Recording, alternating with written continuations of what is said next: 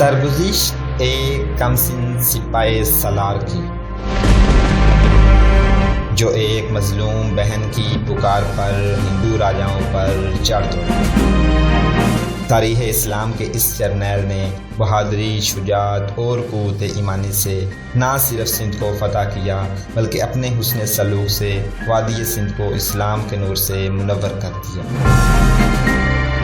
توحید پہ جان نشاور کرنے والے اس سپاہی کی کہانی شروع کرنے سے پہلے آپ سے گزارش ہے کہ ہمارے چینل گلوبل نالج کو سبسکرائب کریں اور گھنٹی کے بٹن کو ضرور پریس کریں تاکہ ہماری ہر آنے والی ویڈیو آپ تک بآسانی پہنچ سکے۔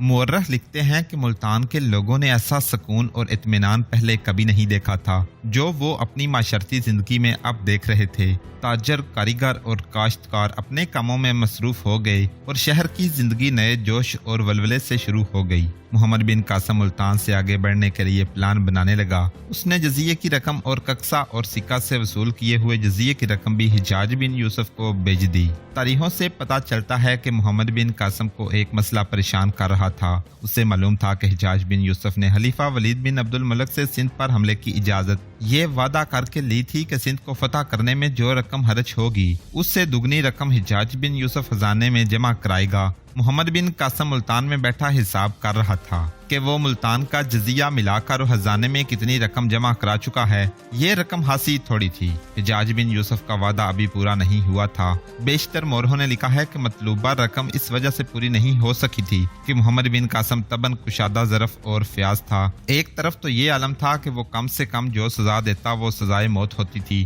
وہ کسی کو معاف نہیں کرتا تھا۔ ایک ہی بار کئی آدمیوں کو قتل کروا دیتا تھا، لیکن نرم دل اتنا کہ اسے پتا چلتا کہ کچھ لوگ جزیہ ادا کرنے میں دقت محسوس کرتے ہیں کیونکہ وہ تنگ دست ہیں، تو محمد بن قاسم انہیں جزیہ معاف کر دیتا تھا۔ اس کے متعلق مشہور تھا کہ وہ جزیے کی رقم تھوڑی مقرر کرتا تھا اور تاوان عائد کرنے سے اکثر گریز کرتا۔ اس نے جو قلعے سر کیے تھے وہاں سے خزانے ملنے چاہیے تھے، لیکن وہ جس قلعے میں داخل ہوتا وہاں خزانہ خالی ملتا۔ یہ خزانہ ہر قلعے کے حاکم کے ساتھ ہی چلا جاتا تھا جو قلعے میں مسلمانوں کے داخل ہونے سے پہلے ہی فرار ہو جاتا تھا۔ اس داستان میں سنایا جا چکا ہے کہ داہر کے بیٹے اور بھتیجے قلعہ فتح ہونے سے پہلے ہی بھاگ نکلے تھے۔ ان کے بھاگنے کی ایک وجہ یہ ہوتی تھی کہ انہیں اپنا خزانہ مسلمانوں سے بچا کر اپنے ساتھ لے جانا ہوتا تھا۔ ملتان میں بھی ایسا ہی ہوا۔ کچھ خزانہ راجہ کورسیا کے ساتھ اور باقی بجرا کے ساتھ نکل گیا تھا۔ حجاج بن یوسف نے اپنے ایک ہاتھ میں خلیفہ کے ساتھ کیے ہوئے اپنے وعدے کا ذکر کیا تھا۔ وہ ذکر نہ کرتا تو بھی محمد بن قاسم کو احساس تھا کہ اپنے چچا کا یہ وعدہ پورا کرنا ہے۔ اب وہ پریشان ہونے لگا تھا کیونکہ سندھ فتح ہو چکا تھا اور رقم ابھی پوری نہیں ہوئی تھی۔ وہ اللہ کی راہ میں جہاد کرنے والا سالار تھا۔ اس کا کوئی ذاتی مقصد نہیں تھا، اس کی کوئی ذاتی خواہش نہیں تھی، نہ ہی اس کے کوئی ذاتی عزائم تھے۔ وہ اپنی نوجوانی اور اپنی جان اللہ کے سپرد کر چکا تھا۔ یہ اس کی نیت اور نیک عزم کا فیض تھا کہ ہر مشکل میں اللہ اس کی مدد کرتا تھا۔ اگر محمد بن قاسم کو اس نالی کا پتہ نہ چلتا جو شہر کے لوگوں کو پانی مہیا کرتی تھی تو ملتان کی فتح شاید ناممکن ہو جاتی۔ ناممکن اس لیے کہ اس کی اپنی فوج نیم فاقہ کشی تک پہنچ گئی تھی اور مجاہدین نڈال سے ہوتے جا رہے تھے۔ اب اسے اس پریشانی کا سامنا تھا کہ وہ رقم پوری نہیں ہو رہی تھی جو اس نے خلیفہ کو ادا کرنی تھی۔ اس کی یہ پریشانی یہ سوچ کر اور زیادہ بڑھ جاتی تھی کہ ایسا نہ ہو کہ خلیفہ یہ حکم دے دے کہ مزید پیش قدمی روک دی جائے۔ کچھ دن اور گزر گئے۔ محمد بن قاسم نے ملتان کے شہری انتظامات کو رواں کر دیا۔ ایک روز وہ گھوڑے پر سوار ہو کر شہر کو دیکھنے کے لیے نکلا۔ شعبان سقفی اس کے ساتھ تھا اور 4 گھوڑ سوار محافظ بھی اس کے پیچھے پیچھے جا رہے تھے۔ محمد بن قاسم نے ملتان کی فتح کے پہلے روز سے کہہ دیا تھا کہ یہاں ایک ایسی مسجد تعمیر کی جائے جو آنے والی نسلوں کے لیے مقدس اور خوبصورت یادگار بھی ہو۔ اس مسجد کے لیے جگہ کا انتخاب کر لیا گیا تھا اور بنیادیں کھودی جا رہی تھیں۔ محمد بن قاسم تعمیر کا کام دیکھنے کے لیے جا رہا تھا۔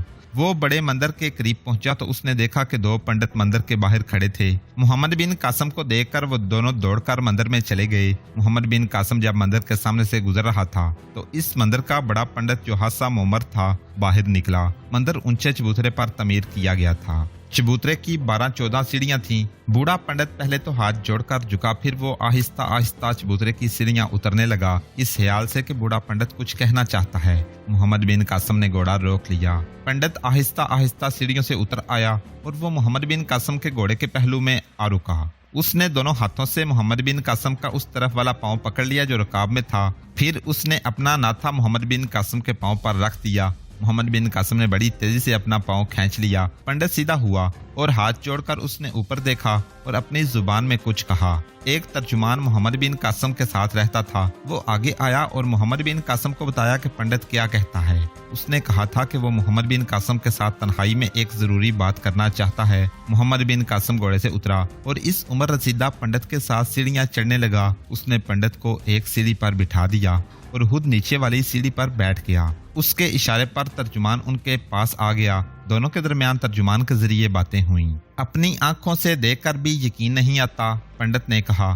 कौन यकीन कर सकता है कि बादशाह नीचे और राया का एक आदमी उससे ऊंची जगह पर बैठा है? सिर्फ मुसलमान यकीन कर सकते हैं। मोहम्मद बिन कासिम ने कहा, क्या ये बेहतर नहीं होगा कि आप मेरे साथ वो बात करें जिसके लिए आपने मुझे रोका है? मैं आपकी बात का जवाब दे देता हूँ। आप मुझसे बड़े हैं और मैं बहुत छोटा हूँ, आपके बेटों के बेटों जैसा हूँ।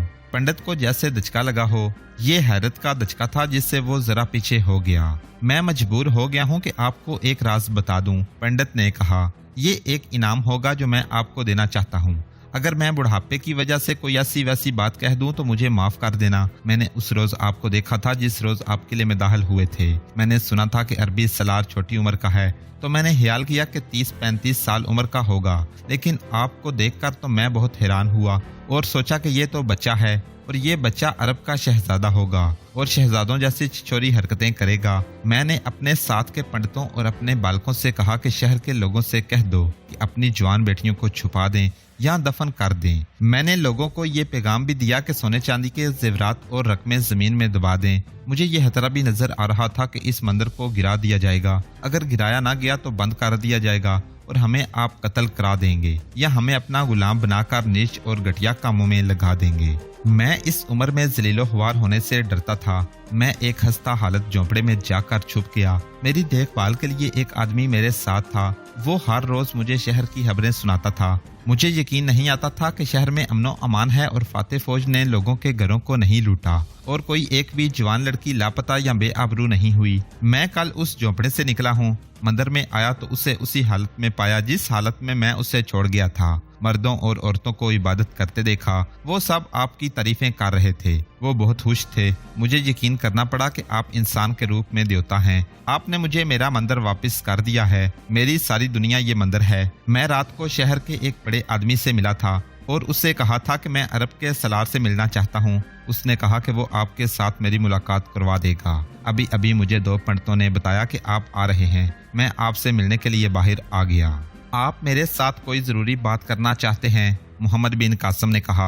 हाँ। उसने इधर उधर देखा, फिर सरक कर मोहम्मद बिन कासिम के करीब होकर राजदाराना लहजे में बोला, आपने मेरे शहर के लोगों पर और मेरे मंदिर पर जो कर्म किया है इसका मैं आपको सिला दे रहा हूँ। बहुत पुराने जमाने की बात है कि इस बस्ती में एक राजा आया था। वो कश्मीर का राजा था। उसका नाम जसूबंद था। वो अपने खजाने का तमाम सोना जो सुफूफ की सूरत में था अपने साथ लाया था। पंडित महाराज, मोहम्मद बिन कासिम ने उकताए हुए लहजे में कहा, खजानों के किस्से बहुत पुराने हो गए हैं। आपने भी वही किस्सा सुनाना शुरू कर दिया है। पहले मुझे ये बताएं कि ये इतने पुराने जमाने का किस्सा है जब आप पैदा भी नहीं हुए थे, तो आप किस तरह कह सकते हैं कि ये सच है? मोहम्मद बिन कासिम की उकताहट उसकी नफरत का कुदरती रद्द अमल था। वो मर्दे मैदान और मर्दे मोमन था। उस वक्त उसे खजाने की ही जरूरत थी, लेकिन वो इस बूढ़े पंडित की बातों में आने से गुरेज कर रहा था। ये धोखा भी हो सकता था। ये एक मुअम्मर हिंदू था जिसके रगो रेशे में अपना मजहब रचा बसा हुआ था। इसका मुतस्सब होना लाजमी था। मोहम्मद बिन कासिम ने ठीक कहा था कि मदफून खजानों के किस्से पुराने हो चुके हैं और लोगों ने ऐसे ख्याली खजानों की अजीबोगरीब कहानियां गढ़ रखी हैं। आपका ये शक कि मेरी ये बात सच नहीं हो सकती, ये जाहिर करता है कि आप दानिशमंद हैं, बूढ़े पंडित ने कहा। लोग तो खजाने का नाम सुनकर उसे हासिल करने के लिए जान की बाजी लगा दिया करते हैं, मगर आप शक में पड़ गए हैं। आप ये भी कह सकते हैं कि ऐ बूढ़े पुजारी, अगर तुम्हें मालूम है कि फलां जगह एक राजा खजाना दफन करके मर गया था, तो तुमने क्यों ना निकाल लिया? मैं इसका ये जवाब दूंगा कि मेरी अकेली जात है, मैंने खजाने को क्या करना है। और फिर ये बात भी है कि मैंने दुनिया का लालच दिल से निकाल दिया है। आप बादशाह हैं, बादशाही का कारोबार चलाने के लिए खजाने की जरूरत होती है। खजाना कहाँ है? मोहम्मद बिन कासिम ने पूछा। और कश्मीर के राजे ने इस खजाने को क्यों दफन कर दिया था? यहाँ करीब ही है। बूढ़े पंडित ने कहा, मैं आपके साथ चलूंगा। कश्मीर का राजा जसूबन ज्यादा वक्त इबादत में गुजारता था। ये उस जमाने की बात है जब मुल्तान का कश्मीर के साथ कोई ताल्लुक था या ये इलाका जसूबन का अपना था। ये तो मैं ठीक तरह नहीं बता सकता। अलबत्ता ये ठीक बता सकता हूँ कि वो इस मंदिर में आकर बैठ गया था और उसने दुनिया से मुंह मोड़ लिया था। उसने मंदिर से थोड़ी दूर एक वसी हौज बनाया जो 100 कदम से जरा ज्यादा लंबा और इतना ही चौड़ा था। इस हौज के दरमियान उसने छोटा सा मंदिर बनवाया और इस मंदिर में जाकर बैठ गया। मेरे दादा परदादा में से जो उस वक्त यहाँ का पंडित था वो महर्षि था। वो राजा जसूबन के साथ साथ रहता था। जसूबन ने उम्र के आखिरी दिनों में मंदिर के तहखाने में सोने के सफूस से भरे हुए 40 मटके रखे और कई मन वजनी सोना ईंटों और जेवरात की शक्ल में रखा। ये तमाम सोना उसने दफन कर दिया था। इसके ऊपर उसने सोने का एक इंसानी बुत बनवा कर रख दिया ताकि किसी को शक न हो कि इसके नीचे सोना दफन है। और मंदिर के इर्द गिर्द उसने दरख्त लगवा दिए थे। मुझ तक जसूबन की जो बात पहुंची है वो ये है कि उसके बाप ने सोने और खजाने से दिल लगा लिया था और जसूबन को भी उसने यही सबक दिया था। जसूबन की जवानी सोने में खेलते और ऐशो इशरत में गुजरी। उसे अपने माँ बाप के साथ बहुत प्यार था। पहले उसका बाप मरा, फिर उसकी माँ भी मर गई। उसने विदों और सियानों से कहा कि जो उसके बाप को मौत से बचाएगा उसे वो उसके वजन के बराबर सोना देगा, लेकिन कोई भी उसके बाप को ना बचा सका। उसकी माँ बीमार हुई तो भी उसने यही इनाम मुकर्रर किया था, मगर माँ को भी मौत से कोई ना बचा सका। हम सब को पैदा करने वाले ने जिसके हाथ में जिंदगी और मौत है, जसूबन को एक और झटका दिया। एक नौजवान रकासा के साथ उसे बहुत मोहब्बत थी। एक रोज वो बीमार हो गई। जसूबन ने ऐलान किया कि जो कोई उसकी रकासा को सेहतयाब कर देगा उसे वो उसके और रकासा के वजन के बराबर सोना देगा। दूर दूर से विविध सन्यासी, जोगी और सियाने आए, इलाज किए, मगर रकासा मर गई। रकासा की लाश को जब लकड़ियों के ढेर पर रखकर आग लगाई गई तो जसूबन बच्चों की तरह रोने लगा। मुझ जैसे एक बूढ़े जोगी ने उसे अपने साथ लगा लिया और कहा कि महाराज के खजाने में जितना सोना है वो सारा दे दो तो तुम जिंदगी का सिर्फ एक सांस भी नहीं खरीद सकते। तुम जिंदा इंसानों को सोने में तोलते हो। ये देख इंसान का अंजाम। इस रकासा के हसीन जिस्म ने तुम जैसे राजा पर जादू कर दिया था। देख लो, वो जिस्म और उसका हुस्न जलकर राख हो रहा है। अपना सारा सोना इस आग के हवाले कर दो। सोना पिघल जाएगा तो तुम्हारी रकासा को ये आग तुम्हें वापस नहीं देगी। अपनी रूह की तस्कीन का सामान कर, मंदिर में आ, झुक जा, इबादत कर। जसूबन का दिल इतना दुखी था कि वो मंदिर में जाकर पूजा पाठ करने लगा। उसके दिल से दुनिया और दौलत की मोहब्बत निकल गई। फिर वो इबादत में ही मसरूफ रहने लगा। वो यहाँ आ गया और तमाम सोना जमीन में दफन करके ऊपर मंदिर बना दिया। मैंने मान लिया है कि आप जिस खुदा की इबादत करते हैं वो आपकी मदद कर रहा है। आप जहाँ जाते हैं वहाँ के लोग आपसे खुश होते हैं। आप ये सोना मंदिर के नीचे से निकाल लें। मैंने सुना है कि मदफून खजाने के साथ बदकिस्मती और नहूसत वाबस्ता होती है। मोहम्मद बिन कासम ने कहा, पुराने मदफून खजानों के किस्से जो मैंने सुने हैं इनमें यह जरूर आता है कि जो कोई भी किसी खजाने को हासिल करने में कामयाब हो गया वो बुरी तरह हलाक हुआ। मुझे यकीन है कि आप इस मदफून खजाने को अपनी जाती मलकियत में नहीं रखेंगे। पंडित ने कहा, मैं आपको मशवरा भी यही दूंगा कि उसे आप अपना जाती खजाना ना बनाएं।